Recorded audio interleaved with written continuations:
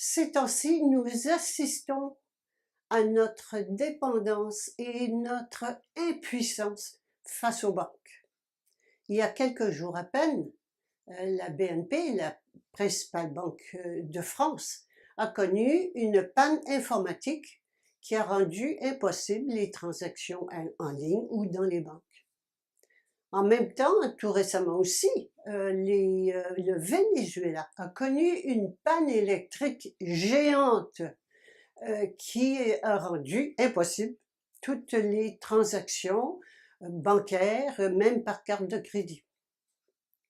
Récemment, l'Union européenne a imposé aux banques que les clients s'identifient avec une reconnaissance, soit faciale, soit vocale, soit digitale. Et souvenons-nous qu'il y a quelques années, il y a une loi qui a été passée, une loi qui autorise les banques en difficulté ou en faillite, à se nourrir, si vous voulez, à se servir dans les comptes de banque des clients, à même les comptes de banque, de se renflouer à même les comptes de banque des clients. Il devient évident que le seul mode de paiement qui soit sûr, c'est le cash. Or, le cash est supprimé par les autorités qui nous amènent, même dans une société, à zéro cash. Les règlements qui se faisaient auparavant, d'abord en espèces, ensuite se sont faits par des chèques, ensuite est venue la carte, et tout dernièrement, le téléphone intelligent sans contact. Donc l'usage du cash est devenu rare, difficile, sinon interdit. Nous devons conclure, ou je conclus devant cet état de choses, que de faire affaire avec les banques, c'est suicidaire. Ou bien je me fais voler mon argent, je perds mon argent, ou bien l'accès est interdit, ou bien le contrôle m'amène directement à avoir une puce RFID pour avoir accès à mon compte de banque. J'ai fait une capsule sur ce sujet il y a 2 ans qui s'intitulait « Supprimer le liquide pour laisser vivre les moutons » dans lequel j'ai expliqué le sujet en détail. Je vous invite de la regarder. Pourquoi est-ce que je reviens sur le sujet aujourd'hui? Bien, c'est que les taux se resserrent à vue d'œil et qu'il est vraiment grand temps que nous apprenions à agir autrement avec l'argent. Que faire concrètement, à court terme et sans risque? Eh bien, la réponse est évidente, arrêtez. Arrêtons de collaborer. Cessons notre collaboration avec un système dont le but est de nous appauvrir totalement pour nous asservir définitivement. Comment faire? Comment procéder? On procède en 3 étapes. Une étape immédiate, une autre un peu plus tard et une étape ultime. La première étape, immédiatement. Que toutes nos transactions soient faites en cash uniquement, ce qu'on appelle en EEE, en espèces, évidemment. Ceci, c'est urgent. Ça implique de dire adieu à tout l'argent électronique, que ce soit les cartes, que ce soit les chèques, que ce soit les transactions en ligne, téléphoniques ou autres. Ça implique également de garder de l'argent sur soi et en réserve. Et là vient la peur d'être volé, qu'on nous a inculqué depuis toujours, d'être volé ou de le perdre. Eh bien, c'est une belle occasion de guérir ces peurs. La deuxième étape, qui, elle, se fait éventuellement et progressivement, elle consiste à détruire ces cartes. Vraiment détruire définitivement ces cartes, on les coupe et on les jette. Après cela, quand on le sent, on peut retirer son argent de la banque. Et en dernier lieu, quand on est vraiment prête, on ferme carrément son compte de banque. La troisième étape, qui est l'étape ultime, c'est quand on prend conscience que ça devient évident qu'on n'a plus besoin de banque. Il est important d'être clair avec soi-même qu'il ne s'agit pas d'un boycott. Un boycott, c'est un outil de chantage pour imposer sa volonté à quelqu'un d'autre et c'est temporaire. Non, il s'agit, quand on parle de sortir des banques, il s'agit d'un adieu définitif au système bancaire. Le but de cette démarche consiste en notre propre émancipation de l'emprise bancaire. Alors, d'abord, on prend conscience qu'il s'agit de notre argent et puis on retire notre confiance aveugle que nous avons donnée aux banquiers pour ensuite reprendre le contrôle sur notre argent et le gérer nous-mêmes. Nous sommes dans une pièce de théâtre, il faut jamais oublier ça. D'abord, où il n'y a ni bien ni mal, et où chacun joue son rôle.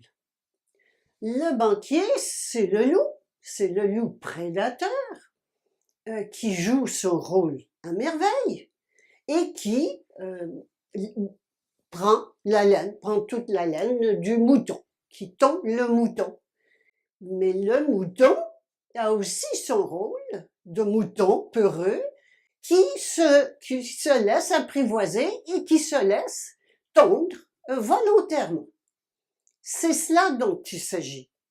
Il y a un prédateur et il y a un mouton consentant. Comment fait le loup pour amener le mouton à consentir?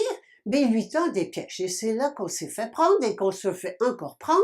Les trois grands pièges sont le piège de la sécurité, le piège de la facilité et le piège de la gratuité. Quand vous entendez un de ces trois-là, que ça fasse dans votre tête immédiatement danger et partez à courir. On veut vous vendre quelque chose. Il est grand temps de quitter notre rôle de mouton. Qu'est-ce qui va se passer quand on quitte le rôle de mouton? Bien, vous pouvez réaliser que s'il n'y a plus de moutons, il n'y a plus de bergerie. Et que, automatiquement, c'est la mort du loup et la mort du berger. Oui, mais, dit le mouton. Et voilà qu'arrivent les objections. Il y en a plusieurs, j'en ai quelques-unes qu'on va regarder aujourd'hui et auxquelles on va tenter de répondre. Commençons par le cash, c'est dangereux. C'est dangereux, on peut se faire voler, on peut le perdre. Bon, à ça, je réponds que c'est pas plus dangereux que l'argent en banque, comme on l'a vu, et que d'avoir du cash sur soi, c'est sympathique, c'est concret, c'est vrai. En plus de ça, ça permet de guérir ses peurs, c'est un très bon outil pour guérir ses peurs, et quand il n'y en a pas, eh bien, on ne s'endette pas. Ben voilà des bons côtés pour le cash. La deuxième objection qu'on entend souvent, c'est que c'est compliqué. C'est beaucoup plus compliqué qu'une carte ou autre chose. Eh bien, et puis que c'est rétrograde. La technologie est bien plus avancée que ça. Voilà, à ça, je réponds, écoutez, compliqué, on l'a déjà fait et on peut le refaire. C'est pas un problème. Et que quand c'est facile, n'oublions pas que la facilité conduit au laxisme. Et que toutes ces cartes et ce système bancaire, ça tue et ça pénalise les petites entreprises. Quant à la technologie, elle est excellente. Sauf qu'il faut s'assurer de l'intention. Est-ce qu'elle est faite pour servir ou desservir? La troisième objection, c'est que certaines institutions refusent d'être payées en cash et même parfois vont nous regarder d'un air soupçonneux. Que faire dans pareil cas? Bien, si quelqu'un ne veut pas accepter d'être payé en espèces, on sort, c'est tout, on va ailleurs. Et avant de sortir, poliment, on leur explique que c'est par conscience que l'on fait cela. L'objection numéro 4, qu'on entend souvent, oui, mais on ne peut pas payer l'électricité, les impôts avec du cash. Eh bien, la réponse à cela, c'est que oui, on peut payer par un mandat postal, presque toujours, hein, et que tout le reste, à part ça, que ce soit la nourriture, que ce soit le vêtement, que ce soit l'essence, tout ça peut être payé en cash. Alors, ceci nous amène à changer nos habitudes, à acheter des choses d'occasion que l'on paie cash, sans taxe et sans traçabilité. Cinquième objection, c'est encore l'argent des banques. Et oui, et c'est pour cela qu'on veut en sortir. Entre-temps, utilisons le troc et toutes les monnaies alternatives qui existent. Personocratia privilégie une monnaie qui s'appelle le jeu, qui est une monnaie souveraine. C'est une monnaie sans rareté, sans dévaluation, sans structure, sans frontières, pas de hiérarchie. On a fait une capsule à cet effet-là. Il y a également un document complet qui existe sur le jeu et vous pouvez les trouver à la fin de la capsule. Il est intéressant de noter que les gilets jaunes s'intéressent au jeu et en font même un sujet de discussion sur leur rond-point. La sixième objection, qui n'est pas la moindre, c'est les crypto-monnaies. Crypto-monnaies hors du contrôle des banques, du gouvernement, etc. Or, la réponse à cela, c'est que les crypto-monnaies relèvent de l'ordinateur, gros ordinateur, de l'intelligence artificielle et qu'on retombe donc dans les mêmes risques, à savoir un manque de courant, une panne informatique ou une panne d'électricité et ils ont besoin de beaucoup d'électricité. Et la question à se poser, qui contrôle l'intelligence artificielle? La septième objection, qui est également intéressante, qu'on entend parfois, c'est le monde sans argent. On n'a plus besoin d'argent. Ceci, c'est vrai, ce sera vrai quand nous serons rendus à ce niveau de conscience. Ce niveau de conscience qu'on appelle la conscience de la jument ailée, où effectivement nous sommes au-delà de la séparation et nous connaissons la solidarité universelle. Pour le moment, nous sommes rendus à faire le transfert entre le mouton et la jument et apprendre à nous comporter en jument souveraine, c'est-à-dire avec justesse entre individus souverains. Je suis sûre qu'il y a encore plein d'autres objections possibles, mais il y a une chose qui est à retenir.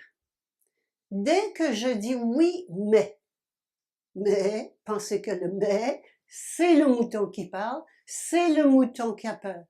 Et qui, au lieu de dire j'ai peur, il apporte des objections avec une bonne explication pour lui donner bonne conscience. Sachons et rappelons-nous que ce qui est en jeu en ce moment, c'est de prendre une décision, oui ou non, à la puce RFID. En dernier lieu, je veux vous partager que Personocratia a plus de 20 ans d'expérience pratique dans le domaine de l'argent autrement. Et que pour répondre aux questions ou aux comment faire, elle a produit 2 documents détaillés. Un livret sur l'argent et également un coffret de 3 DVD également sur l'argent, dont vous trouverez les références à la fin de cet exposé. En conclusion, depuis des milliers d'années, nous répétons la même loi: les gros poissons mangent les petits. On constate toujours que la minorité domine et exploite la majorité, et je dirais même que c'est pire que jamais, malgré toutes nos tentatives de faire mieux. Quelle erreur répétons-nous inlassablement? Eh bien, nous essayons toujours de changer la manifestation de la société, que ce soit le système, sa structure, les dirigeants ou autre chose, plutôt que de changer les créateurs et les créatrices de la société, c'est-à-dire les individus. Or, l'individu est prisonnier, il est prisonnier dans une bergerie dans laquelle il est un mouton qui se fait dominer par le berger et déposséder par le loup. La solution, c'est donc que le mouton prenne conscience qu'il n'est pas un mouton, qu'il se souvienne de qui il est, un être créateur, et que s'il a créé l'enfer hier, il peut créer le paradis demain. Il ne s'agit pas d'une amélioration du mouton, il s'agit d'une transformation radicale de la nature du mouton, c'est-à-dire de devenir une jument souveraine. Cette peur ancestrale du mouton nous a amené à accepter l'inacceptable et à demeurer dans l'inertie. Jusqu'à ce que, dernièrement, nous ayons atteint la suffocation. Suffocation qui amène l'éveil, le réveil de conscience des Gilets jaunes. Alors réjouissons-nous.